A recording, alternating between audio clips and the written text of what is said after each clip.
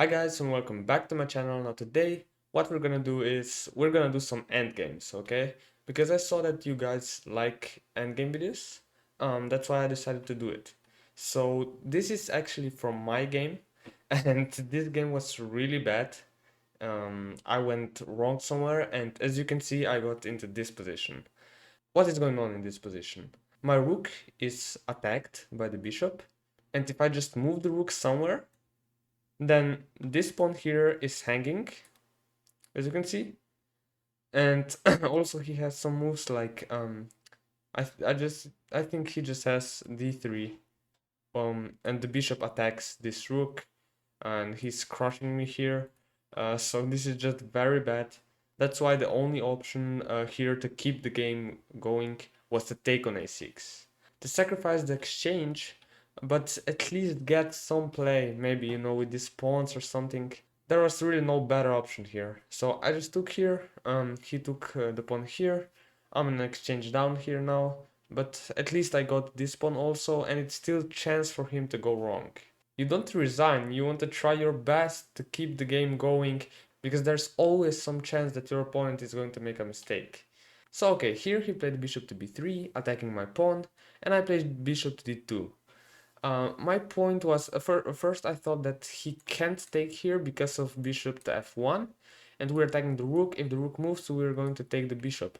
But the point here is that he can play rook to e6 and also attacks our rook. And if we take the rook, he just takes it with a bishop, and it's no big deal. That's why, yeah, he just took the pawn on c4 here. After which I played rook to d6, and now I am threatening this because, you know, after a rook to e6 I can just take the bishop because my rook is guarded here. It's not attacked. So here he played rook to e6, I just took the rook, he recaptured, and I took on d4. Now we're getting close to this endgame, which is really interesting, by the way. And as you can see, it's going to be an endgame with an exchange down. So we're gonna see how to fight for that draw. So here, okay, we just took on d4 because the rook is attacked also, of course. So he just moved the rook to the d file. And now our knight is attacked. Also, our bishop could be attacked. So that's why I just took on e6 here. Now one option would be taking like this, but I have the bishop pair now, and maybe I can make something with these pawns here. So it was better for him to just take on d2, and he did. Now our knight is attacked, and I just took the bishop, he recaptured, and now we have it. We're in exchange down, we have a bishop against the rook, but we have one pawn here. Now, first of all, how should we try and defend this position? One option that, you know, it's possible here is to try to play b5 and b6 and to just exchange these two pawns for this pawn. So then we have 3 on 3 on this side, you know. But I wasn't sure about that. I knew that 2 against 2 on one side is a draw. You just play g3 and h4, and you have a barrier. He can't do anything against that. But when there are 3 pawns, I wasn't sure if I wanted to get into this because there's a lot of options of him sacrificing the rook for the bishop maybe, and then getting into a winning king and pawn endgame, or just something like that. So I didn't decide for that. I just played bishop to b7, which, you know, it's a move. It's probably not the best. I mean, the position is losing anyway, but I tried to make something happen.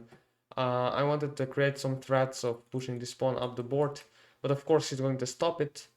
But it's going to be some long-term pressure, as you're going to see. So he played rook to b2. The point is, of course, that we want to play c6 here. He doesn't have time for taking because we just go here and we're going to promote. So that's why he went the back. I just played h4. You know, this is a lot of times in endgames a good idea to play this move if you're on defensive side, because it's going to be harder for your opponent to move his pawns without exchanging them. Now, why is this a problem for the winning side? It's a problem because the more pawns you exchange as the defensive side, the better it is for you because there are more possibilities of getting into some theoretical drawing endgame, or just then, or just maybe then you could sacrifice, I don't know, a piece for 2 pawns, and then the opponent doesn't have enough material to beat you. That's why you want to exchange as many pawns as possible when you're playing on the defensive side. I hope this was clear because it's really logical and important. So okay, here he played king to f6. He wants to get closer with his king. He wants to get it here. This was his idea. I played king to g2, king e5, and king f3. Now he decided to go here to c7 like I said, and I played b5. Now he attacked our pawn, and we just have to defend it here with bishop to a6. Now our bishop is really blocked in, as you can see. This bishop seems really passive, but it is exerting some pressure here because first of all, he can't move away because we can play c7, and now we're just winning. So that's one thing why this bishop is good here. So now he played rook to b4. What is the winning plan for black here? The winning plan is to go here to b6 with the king, then play rook a4, and just take the bishop. And after we recapture, he can take here on c6, and then he's going to win this pawn on the a file, and he's going to have a winning king and pawn endgame with this passed pawn. So that's his idea. That's why I have to do something. If I just sit here, okay, let me just show you this. If I just sit here, then okay, basically, okay, now if he moves the bishop away, then okay, we take the pawn, of course. So if we just wait, he's going to take here, and now take here, or even, yeah, he can just take here, and then okay, he can play f6 to stop the king from coming, and then he's going to win this pawn, and he's going to have a winning king and pawn endgame. So that's why we basically have to do something here. And I decided to go and attack the rook. I played king to e3, he played king to c7. He wants to get to b6 and do all that stuff. I played this, I played king to c3, he moved the rook, and here it's a really interesting moment because I was thinking that if I continue and play king to b3, then he could maybe just take here and take here. And now whatever I do, he's going to take this pawn, and I can try to rush here to take his pawns, but I really think he's way faster than I am, and he just has 3 pawns here, which I have to take, but he's really going to be faster here. So that's why here, instead of king to b3, I decided to play this interesting move, h5. Now, why did I play this? My idea is that if he does this now, and I can take here, and he goes here, I want to play h6. Yeah, my idea was that if he tries to go for this pawn now, then the difference should be that I can get to this pawn quickly, and then this pawn is really close to queening. So I was thinking about this. No, wait, here, here, here, here, and I promote. And this is really good for us. So this was my idea here. This is a really good idea, and probably the only practical good chance to try to save the game. Because otherwise, if I don't do that, then like we said, he's just going to take here and then win with this passed a pawn. So we had to do something. That's why I played h5. And yeah, I mean, the correct move for him is to just take on h5, because now what do we have? Even if he doesn't sacrifice this exchange, he doesn't have to now, because he's going to play h4, and after we take, he takes, he's also going to have a passed pawn here on the h file, and he's just losing. But yeah, we were not risking anything here because we're losing anyway. We have to try something, of course. So yeah, luckily he didn't take it, and Also, he didn't take the bishop on a6 because of the reason that we just saw. He played rook to a2, attacking our f pawn. And now I saw that, okay, his idea is that I can't protect this pawn, and if I move it, he's going to play rook to a3, check, and take this pawn on g3, and then just probably win. But what did I play? I didn't move my pawn away from his attack, of course, because now he can again take here, and he's going to take this pawn, and it is just over, basically over. But I first, of course, took here on g6 to get rid of as many pawns as possible, because if we manage to exchange all these pawns here, then this is just a draw. This would be just a draw on this side of the board, because we don't have to move. If he moves the king, we play c7 and c8, of course. And if he tries to sacrifice his rook for the bishop, then what happens is he has this pawn on the a file, and after he takes here on c6, we're just going to go to that corner, and it's going to be a drawn king and pawn endgame. As you know, with the pawn on the edge of the board and the king on the corner, it's a draw. You know, you should know that. If you don't, I also made some videos on this, I think. So, okay, anyway, here he should have taken it with the f pawn, simply because he can create a passed pawn here on the h file easier. Now, after he took with the h pawn, he can't do that, but still, he's going to win one of my pawns, and it's still winning for him. I played f4 here, he checked me, I went to e5, and he took the pawn. Now here I thought, okay, I'm probably just going to lose this, but I also had some ideas in mind that you're going to see. I played king to e5. My idea was just to go to f6, of course, and then if I manage to get to f6 and he attacks my pawn here on f4, I can take this guy, and after he takes here, I just take this guy. And we have gotten rid of all these pawns here, and again, it's a draw on this side of the board. So he has to do something about this. And he played rook here. Because, okay, now if we go here, he just takes here and everything is defended. So that's why I attack the rook, he went here, and I just wait. Because, you know, he can't move his king because of c7 again and c8. And I was just like, okay, show me what you got. And he played f5. Now this move was a really bad move. It draws the game on the spot. And that's why you have to keep playing. Because you can never run out of possibilities, you know, of your opponent just making a mistake like this. Now it seems funny that this is a draw, but you're going to see why. I played bishop to b7. He moved the rook, I played the bishop back. Now, of course, I can play bishop b7 because he can take this because of c7, queen to c8. That's why, yeah, here I went back. He went here, and he thought that, okay, this guy is in Zugzwang now. He can't move, basically, because if he moves the king somewhere, then I just take the pawn. And he can't move the bishop now because the king can take here because the c7 square is protected.